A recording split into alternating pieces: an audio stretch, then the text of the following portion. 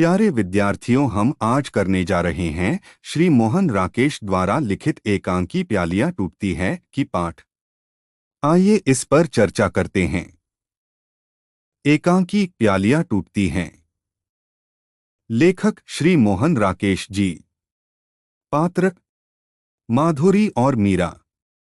माधुरी और मीरा दोनों बहनें सुंदर हैं। दोनों की वेशभूषा भी उरुचिपूर्ण है।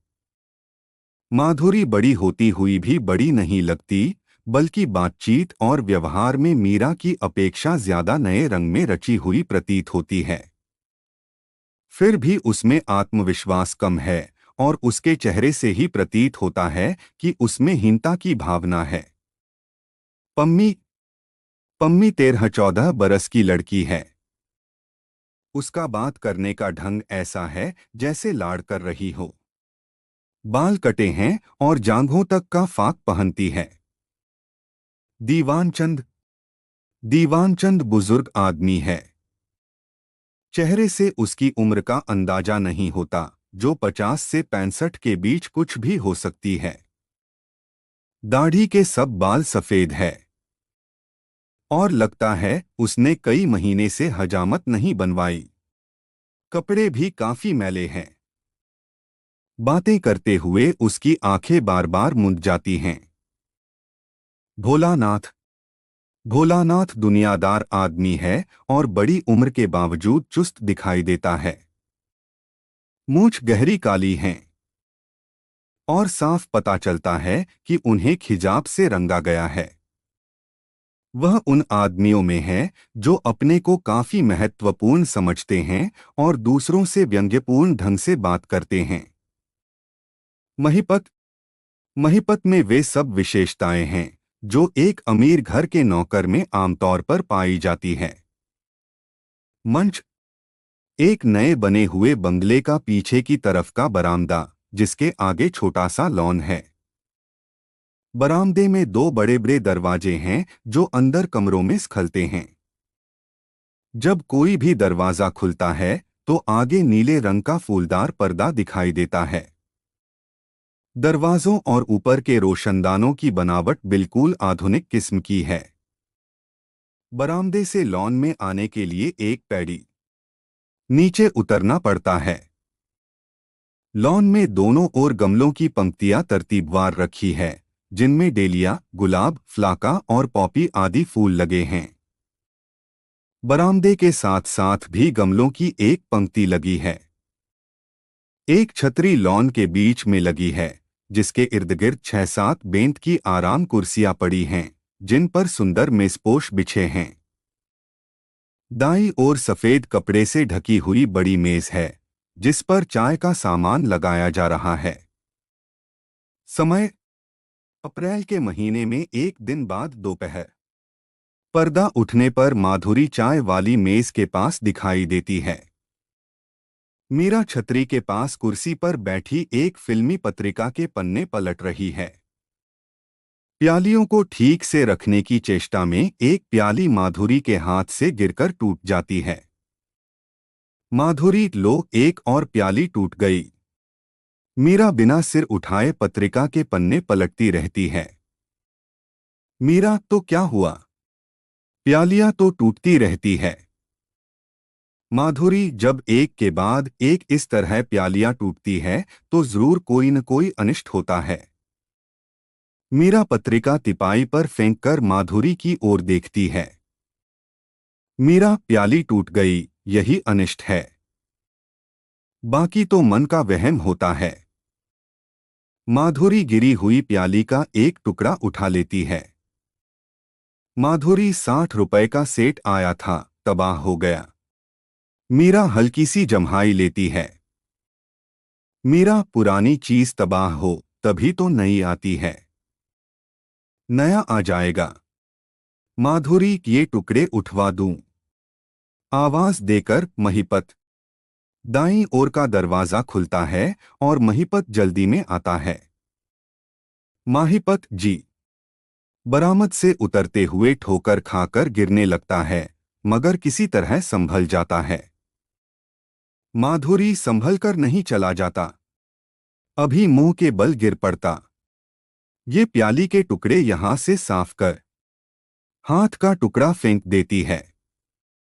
महिपत एक और प्याली टूट गई। माधुरी हाँ। महिपत आज आपके हाथ से बहुत प्यालियां टूट रही हैं।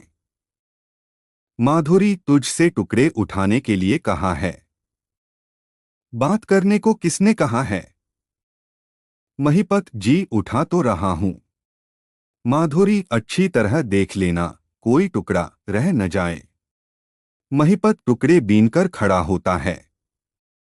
ये टुकड़े फेंककर कपड़े बदल ले। अभी मेहमानों के आने का वक्त हो रहा है। महिपत जी चला जाता है। माधुरी मीरा के निकट आ जाती है। माधुरी मीरा आज मेरा मन कुछ उखड़ा उखड़ा सा है। सिर भी भारी है। न जाने क्यों। मीरा थोड़ी देर कुर्सी पर बैठकर आराम कर लो, ठीक हो जाओगी। माधुरी कुर्सी पर बैठ जाती है। माधुरी मिसेज मेहता को चाय के लिए कहकर मैंने तो मुसीबत मोल ले ली है। मीरा पत्रिका पर झुककर फिर पन्ने पलटने लगती है। मीरा क्यों? इसमें घबराने की ऐसी क्या बात है? तुम्हारे यहां तो रोज किसी न किसी की चाय रहती है। माधुरी पर तुम मिसेज मेहता को जानती नहीं हो। बहुत नखरे वाली औरत है। मीरा नखरे वाली है तो क्या हुआ, तुम्हारी चाय तो कम नखरे की नहीं होती। माधुरी फिर भी उस औरत का कुछ नहीं कहा जा सकता। तुम्हारे सामने मुस्कराती रहेगी और हर चीज देखकर हाउ नाइस हाउ ब्यूटीफुल कहती रहेगी। बाद में दूसरे लोगों के सामने तरह तरह के मजाक उड़ाएगी। मीरा तुम्हें तो खामखाह का कॉम्प्लेक्स है दीदी। अपनी अच्छी से अच्छी चीज पर भी तुम्हें भरोसा नहीं होता। तुम्हारी वह किस चीज का मजाक उड़ाएगी? माधुरी यह मैं नहीं जानती। मैंने दोनों सेठ महिपत से अच्छी तरह स्टीम कराए हैं। सवेरे लॉन की घास भी कटवाई थी। टूटे हुए गमले उठवा दिए हैं। फिर भी उसकी नजर कुछ न कुछ ढूंढ ही निकालती है। अपने रहन सहन का उसे बहुत गुमान है। मीरा पत्रिका हाथ में लिए हुए पीछे टेक लगा लेती है। मीरा होने दो। तुम्हारा रहन सहन किसी से कम नहीं है। तुम्हारे जैसा लॉन किसी का क्या होगा? मेरा ही दिल देखकर ईर्ष्या से भर जाता है। जम्हाई लेकर गमलों की तरफ देखती है और सहसा उठ खड़ी होती है। माधुरी यह तुम्हारी पॉपी बहुत खूबसूरत है। अभी मंगवाई है? पास जाकर पॉपी के फूलों को सहलाने लगती है।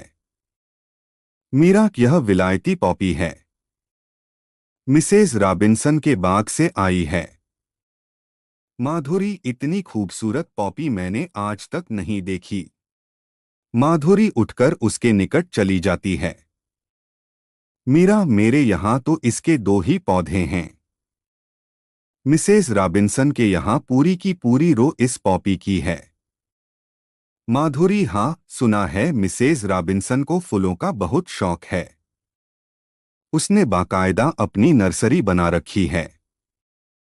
जानती हो उसकी नर्सरी में कितनी तरह का गुलाब है? कम से कम 50 तरह का। बिल्कुल काला और बिल्कुल सफेद गुलाब तुमने देखा है? बहुत खूबसूरत होता है। मिसेज रॉबिन्सन सैकड़ों रुपया फूलों के बीज मंगवाने पर खर्च करती हैं। मीरा यही तो बेचारी की जिंदगी है। फूल लगा ले या मिशन को दान दे दे। माधुरी टेस्ट की भी बात है। घर खूबसूरत हो तो इंसान को अपना आप खूबसूरत लगता है। नहीं? फिर आकर कुर्सी पर बैठ जाती है। मीरा गमलों के पास टहलती रहती है। मीरा तुम्हारा घर किसी से कम खूबसूरत नहीं है। मिसेज रॉबिन्सन के यहाँ केवल फूल ही फूल हैं। तुम्हारे जैसे पर्दे और कारपेट तो नहीं हैं। मीरा लेकिन फिर भी मुझे अपना घर अधूरा सा लगता है। मीरा, तुम जैसी परफेक्शन चाहती हो वैसी परफेक्शन दुनिया में कहीं मिलती है? जी जी। माधुरी, मैं खुद नहीं जानती कि मैं क्या जानती हूँ, लेकिन यह सब मुझे अधूरा अधूरा सा जरूर लगता है। मीरा डॉट, यह केवल कॉम्प्लेक्स है और कुछ नहीं। मिस्टर और मिसेस मेहता को किस समय आना है? 5:30 बजे न। माधुरी, और 5:10 हो गए हैं। मीरा, अभी 5:10 ही तो हुए हैं। तुम इतना नर्वस हो जाती हो कि बस। माधुरी, नर्वस? हाँ मीरा, मैं इस समय जरूर नर्वस हूँ। आज सुबह से मेरे हाथ से प्यालियां टूट रही हैं। मीरा, तो क्या हुआ? हर आदमी के हाथ से प्यालियां टूटती हैं। माधुरी, हुआ कुछ नहीं मगर कुछ हो सकता है। मीरा, क्या हो सकता है? माधुरी, क्या पता। कुछ भी हो सकता है। बाईं ओर का दरवाजा खुलता है और पम्मी बरामदे से उछलकर उनके पास आ जाती है। पम्मी, मम्मी, वे उधर आए हैं, वे। माधुरी सहसा उठकर खड़ी हो जाती है। माधुरी, मिस्टर और मिसेस मेहता आ गए। पम्मी, नहीं मम्मी, मिस्टर और मिसेस मेहता नहीं आए। वे आए हैं सियालकोट वाले मौसा जी। माधुरी परेशान हाक उठती है। माधुरी, दीवानचंद, मीरा, मैं तुमसे क्या कह रही थी? मीरा, क्या? माधुरी कि मेरे हाथ से प्यालियां टूट रही हैं तो जरूर कुछ न कुछ होगा। मीरा, जीजा दीवानचंद के आने में ऐसी कौन सी बात है दीदी? कभी कभार वे हमारे यहाँ भी इसी तरह भी चक्कर लगा जाते हैं। माधुरी, वह तो ठीक है, लेकिन यह जब भी आते हैं तो मुझे न जाने कैसा कैसा लगता है। मीरा, कैसा लगता है? माधुरी, न जाने कैसा। इन्हें देखकर मुझे एक घिनौनी सी सिहरन होती है। मीरा, तो उसमें क्या है? इनकी चाल ढाल और पहरावा ही ऐसा है। माधुरी, ये जैसे उन गुजरे हुए दिनों की छाया है। आज मिस्टर और मिसेस मेहता पार्टी है और ये बेवक्त यहाँ पहुँचे हैं।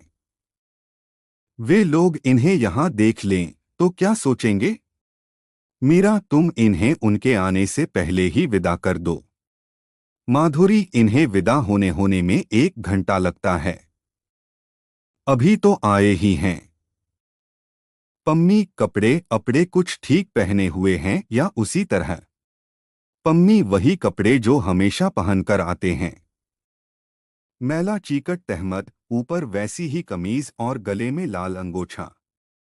माधुरी के चेहरे पर परेशानी की रेखाएं गहरी हो जाती हैं। माधुरी, बताओ मैं क्या करूं? राधा दीदी के नाते इन्हें बर्दाश्त करना पड़ता है, लेकिन ये हैं कि बस।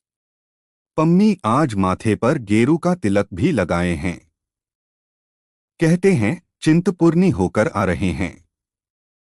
माधुरी, ड्राइंग रूम में बैठे हैं। पम्मी, नए सोफे पर पालथी मारकर बैठे हैं। माधुरी, तुझे कुछ दिया विया तो नहीं? पम्मी, मुझे पास बुला रहे थे, लेकिन मैं गई नहीं। मुझे उनके कपड़ों से बदबू आती है। माधुरी, बड़ी मुसीबत है। एक बार इनकी बातों का सिलसिला आरंभ हो जाए तो फिर समाप्त ही नहीं होता। हमेशा वही बातें। बीबी, सियालकोट के दिन होते तो यह होता वह होता। दीवानचंद आज भी शाह दीवानचंद होता। दीवानचंद की हवेली खड़ी होती। दीदी चली गई, लड़की पाकिस्तान में रह गई, मगर ये मैलेचिकट शाह यहाँ पहुँच गए।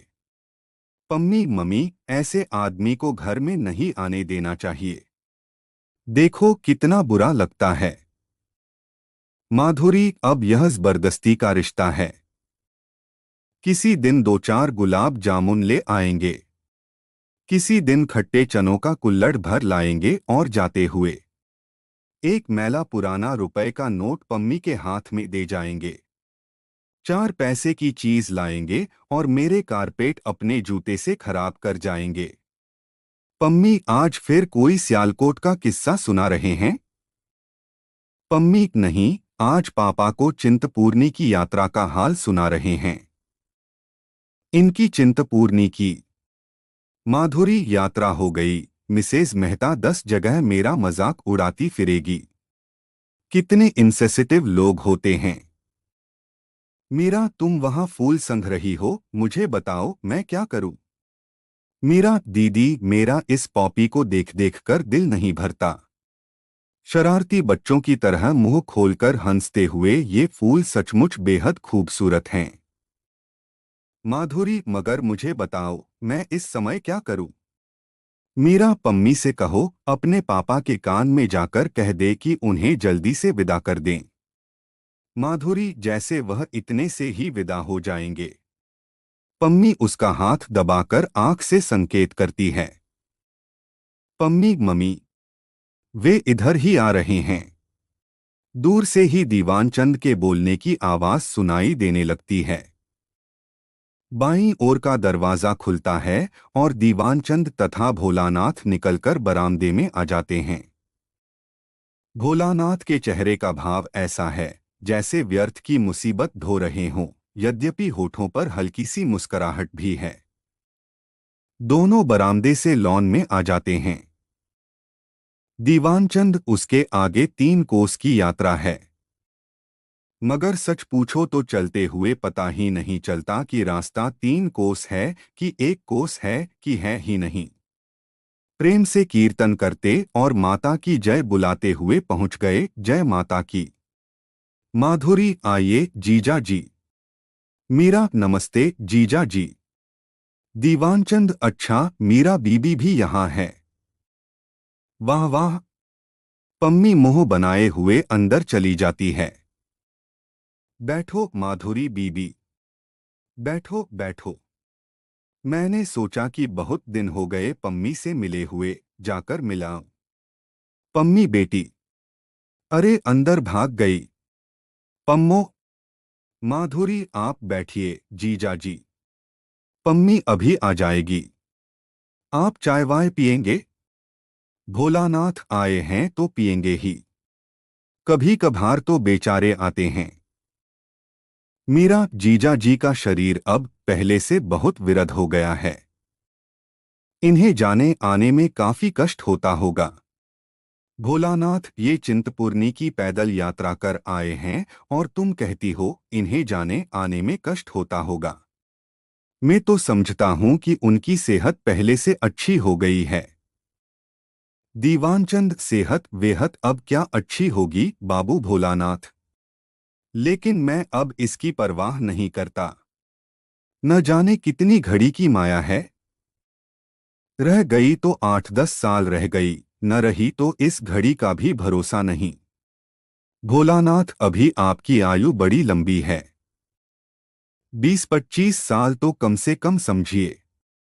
मुझे तो आप अब सियालकोट से ज्यादा तंदुरुस्त दिखाई देते हैं। माधुरी और परेशान हो जाती है। माधुरी, आप सियालकोट की बातें क्यों उठा रहे हैं? भोलानाथ, ये आए हैं तो क्या सियालकोट की बातें नहीं होंगी? हंसता है। माधुरी, छोड़िए भी, मेरे दिल को दुख होता है। इनके दिल को भी दुख होता है। दीवानचंद, दुख तो होता ही है बीबी। मगर बैठ जाएं, सब लोग खड़े ही क्यों हैं? एक कुर्सी पर बैठ जाता है और सब भी एक एक करके बैठते हैं। सियालकोट की बातें सियालकोट के साथ ही रह गईं। कहाँ दीवानचंद की भरी पूरी हवेली और कहाँ ये आज के दिन। मीरा, उन दिनों की बातों को छोड़िए, उन्हें सोचने में अब क्या रखा है। दीवानचंद ठंडी सांस लेता है। दीवानचंद, छोड़ दिया मीरा बीबी। अब तो बस उन दिनों की बातें ही बातें हैं। अब न हाथ पैर चलते हैं और न आंखों से ठीक सूझता है। कभी हाथ आग में जला लेता हूँ, कभी उंगली चाकू से काट लेता हूँ। मीरा, आप 100 काम धंधे भी तो करते रहते हैं। अब तो आपको सब काम धंधे छोड़कर घर पर आराम करना चाहिए। दीवानचंद काम धंधा न करूं बीबी तो खाऊंगा कहाँ से? पेट को भी तो पालना है। कभी शाह दीवानचंद सोने का था, आज मिट्टी का भी नहीं। अंगोछे से माथे और गले का पसीना पोंछता है। मीरा 5:15 हो चुके हैं।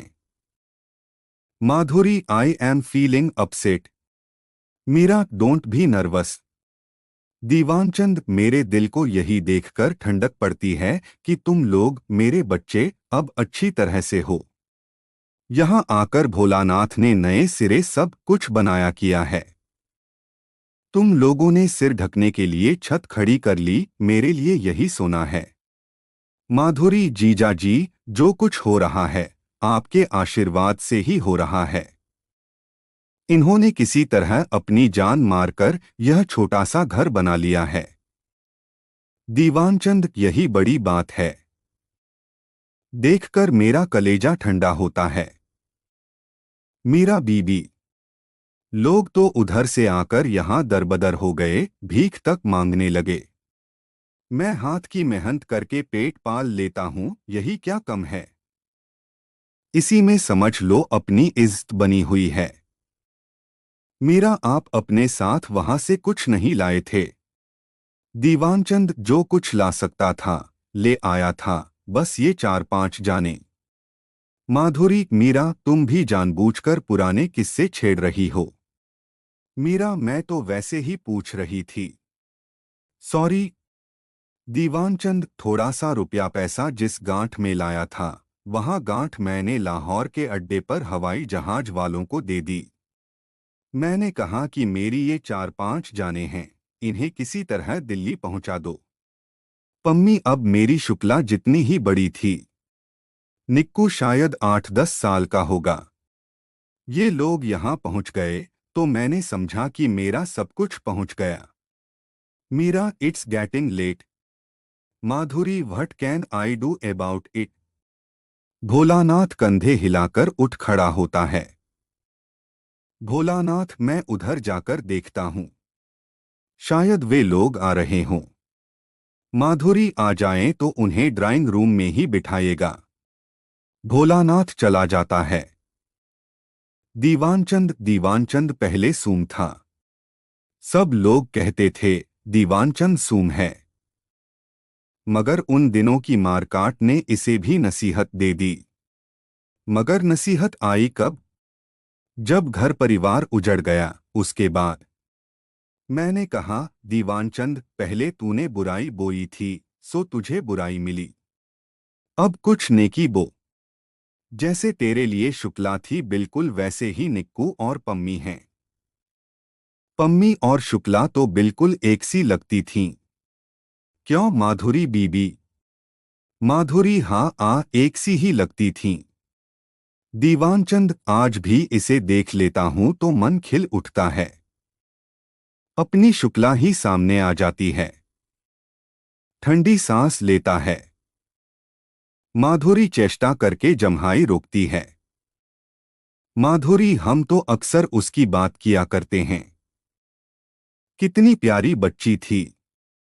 मीरा न जाने कौन मरदूद उठाकर ले गए।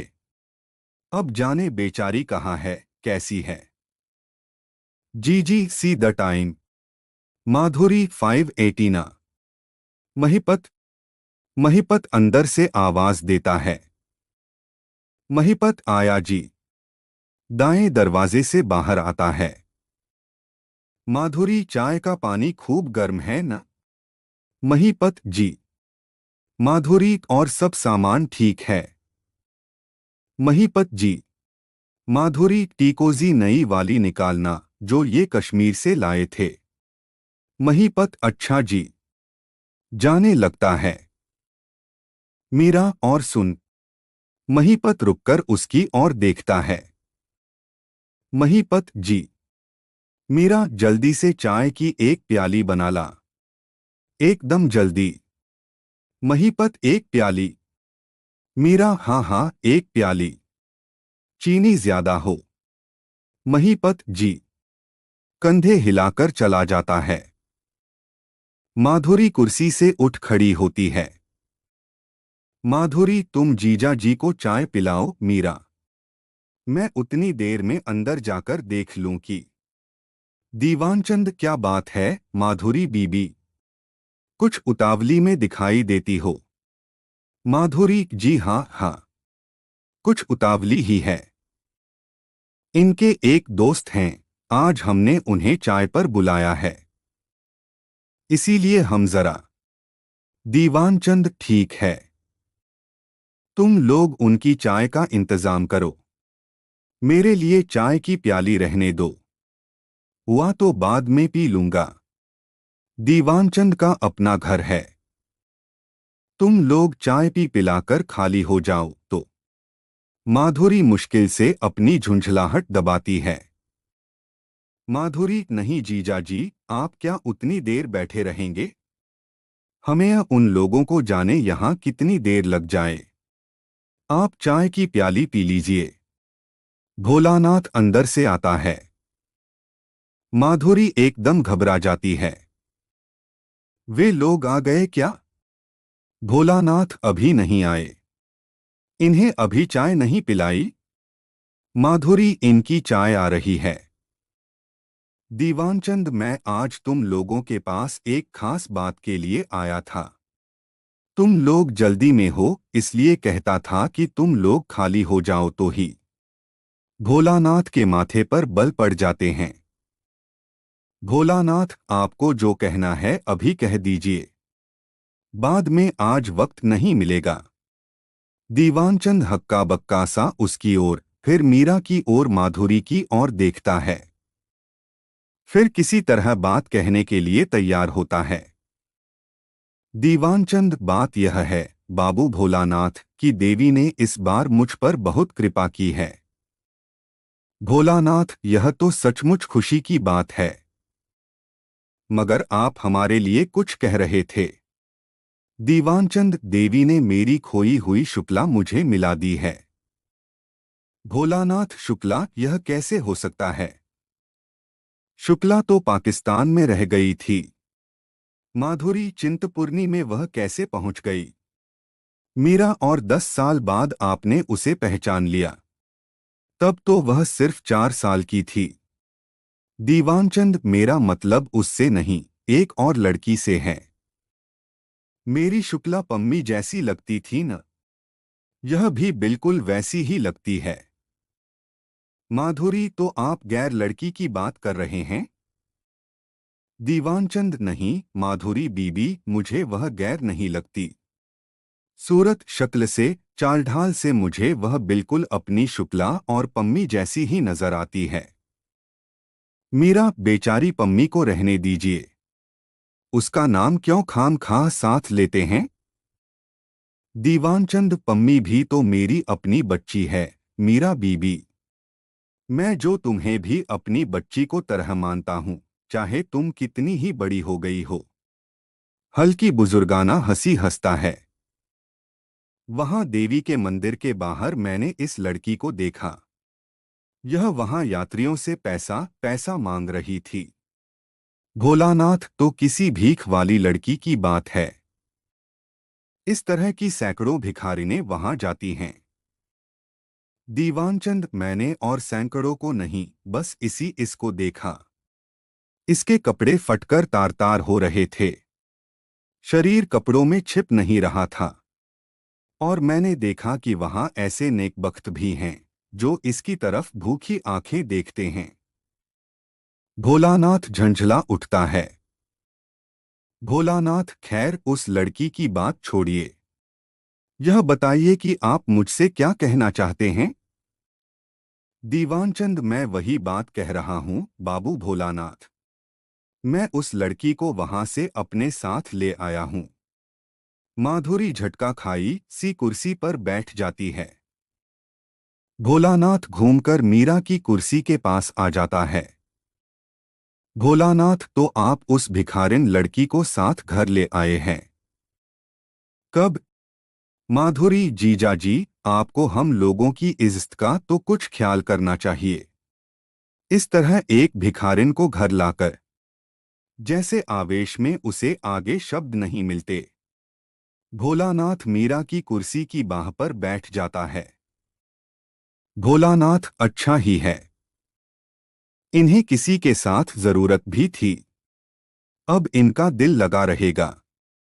आदमी के लिए अकेले जिंदगी काटना बहुत मुश्किल होता है। मीरा अर्थपूर्ण दृष्टि से माधुरी की ओर देखती है। मीरा 5:22 हो गए। माधुरी फिर कुर्सी से उठ जाती है। माधुरी 5:22 हो गए। और महिपत अभी चाय की प्याली लेकर नहीं आया। महिपत महिपत अंदर से जी आया। दीवानचंद नौकर को मना ही कर दो माधुरी बीबी। तुम्हारे मेहमान आने वाले हैं। माधुरी जी नहीं अभी ले आता है। मगर आप भोलानाथ हाँ तो आप कह रहे थे कि आप उस लड़की को घर ले आए हैं। दीवानचंद हाँ मैं उसे साथ ले आया हूं। वह हमारे जैसे अच्छे खानदान की ही लड़की है। मगर उसके माँ बाप पाकिस्तान में मारे गए थे। मैंने अपने से कहा कि दीवानचंद जिस लड़की के लिए तू इतना व्याकुल था समझ ले आज वह तुझे मिल गई है। मैंने तभी मन में तय कर लिया कि इसे पास रखकर अपने दिल की सब हसरतें पूरी करूंगा। इसे पढ़ाऊंगा, इसका ब्याह करूंगा। इससे मुझे अपनी जिंदगी भी इस तरह बेकार नहीं लगेगी। भोलानाथ तो आप उस भिखारिन का ब्याह रचाएंगे खूब। दीवानचंद अब उसे भिखारिन क्यों कहते हो बाबू भोलानाथ?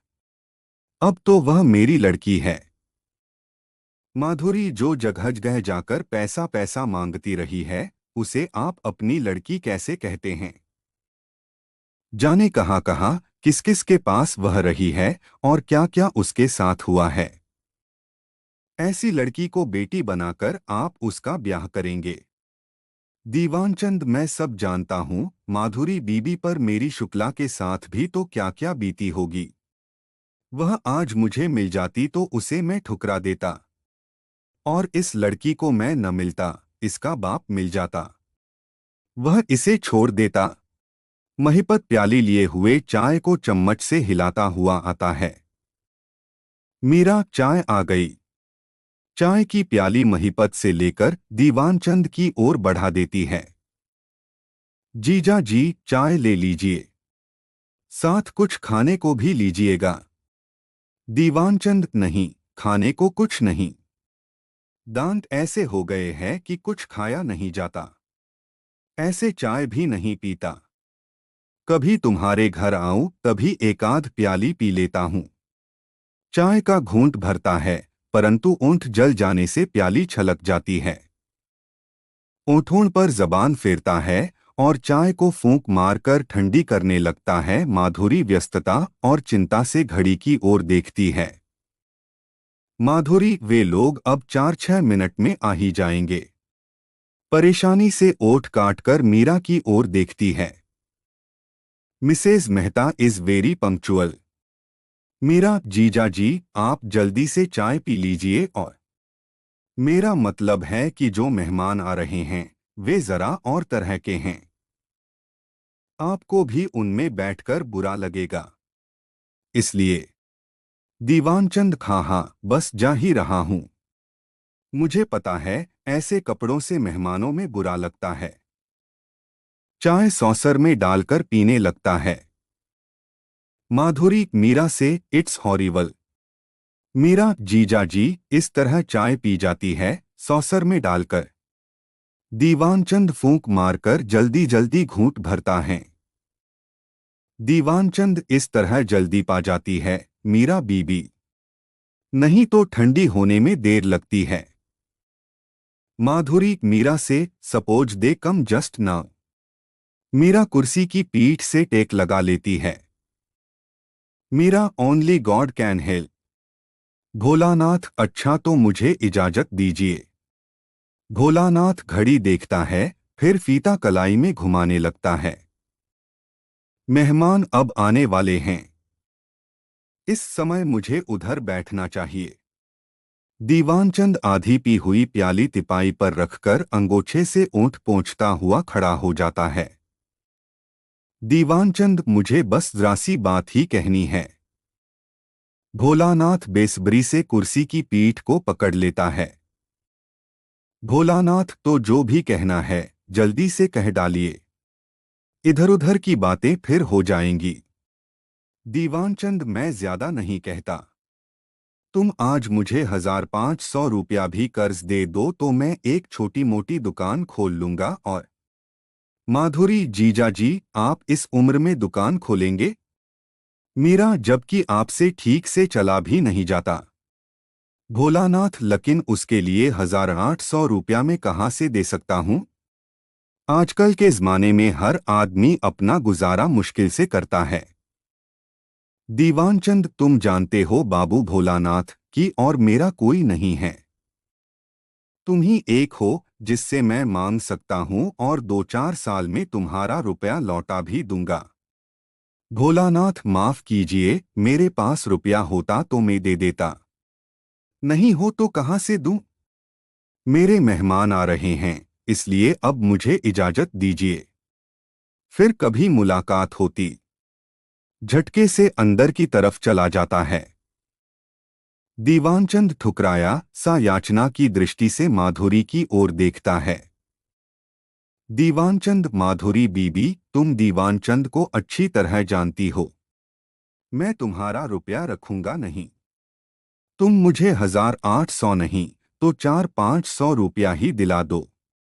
मैं उतने पैसों से ही कुछ न कुछ काम कर लूंगा। माधुरी, जीजा जी दे सकते तो वे आपको इस तरह मना न करते। नहीं दे सकते तभी तो उनको मना करना पड़ता है। आप भी सोचें कि इनकार करते उन्हें कितना बुरा लगा होगा। Meera, it is almost time. Diwanchand, Madhuri बीबी, तुम मेरे लिए कुछ न करोगी तो मेरे हाथ बिल्कुल टूट जाएंगे। मैं इस लड़की को कितनी चाह से लाया हूं। माधुरी, जीजा जी, क्योंकि लोग आने वाले हैं इसलिए। अच्छा, ये बातें अब फिर होंगी। दीवानचंद, मैं जा रहा हूं बीबी। जेब से एक मैला सा रुपए का नोट और एक मिठाई का ढोना निकलता है। माधुरी, यह क्या है? दीवानचंद, यह रुपया पम्मी के लिए और यह चिंतपूर्णी का प्रसाद। माधुरी, जीजा जी, आप हर बार यह सब क्यों ले आते हैं? मैंने कितनी बार आपसे कहा है कि आप सब मत लाया करें। दीवानचंद आंखों को बाह से पोंछता है। दीवानचंद, दिल नहीं मानता बीबी। बेटी से मिलने आता हूं तो खाली हाथ आना अच्छा नहीं लगता। अब मेरा दिल बुरा न करो, रख लो। मीरा, कीप इट जीजी, don't waste time over it. Madhuri वितृष्णा से दोनों चीजें पकड़ लेती है। दीवानचंद, जरा पम्मी को बुला दो। जाते हुए उसके सिर पर हाथ फेर दूं। माधुरी, पम्मी उधर कहीं होगी। शायद नौकर से चीजें लगवा रही हो। मीरा, मैं आपकी तरफ से उसके सिर पर हाथ फेर दूंगी। दीवानचंद, अच्छा अच्छा। सिर पर हाथ फेरना और बहुत सा प्यार देना। बरामदे में जाकर बाईं ओर के दरवाजे की तरफ जाने लगता है। माधुरी, इधर से चले जाइए जीजा जी, दूसरे दरवाजे से। दीवानचंद, अच्छा अच्छा। जिधर से कहो उधर से चला जाता हूं। दाईं ओर के दरवाजे की तरफ वल देता है। दरवाजे के पास से मुड़कर उनकी ओर देखता है। बीबी, मेरी किसी बात का बुरा नहीं मानना। चला जाता है। माधुरी कटीसी कुर्सी पर पड़ जाती है। माधुरी, थैंक गॉड, उनके आने से पहले ही ये चले गए। पैर तिपाई पर रखती है। तिपाई पर रखी हुई प्याली टूट जाती है। मीरा के गले से हल्का सा हंसी का स्वर निकालता है। मीरा, और प्याली टूट गई। माधुरी, अब टूटने दो। ग्रह तो टल गया। मुझे बहुत डर लग रहा था। अगर मिस्टर और मिसेज मेहता इनके यहाँ होते ही आ जाते। मीरा, अभी पूरे 5:30 हुए हैं। माधुरी, आज ये ऐसे वक्त आ टपके की बस। मीरा आए तो कुछ दे ही गए हैं। 1 रुपया देवी का प्रसाद। माधुरी जैसे याद आ जाने से अपने हाथ में पकड़े हुए रुपए और दोने को देखती है। माधुरी, मैं इनकी लाई हुई कोई चीज अपने पास नहीं रखती, हमेशा नौकर को दे दिया करती हूँ। पम्मी अंदर से भागती हुई आती है। पम्मी, मम्मी, मिस्टर और मिसेज मेहता आ गए। माधुरी उठकर खड़ी हो जाती है। माधुरी, आ गए। महिपत। महिपत दाईं ओर के दरवाजे से आता है। महिपत जी। माधुरी, इधर आ। यह ले रुपया, और यह बर्फी खा लेना, और ये प्याली के टुकड़े जल्दी से साफ कर।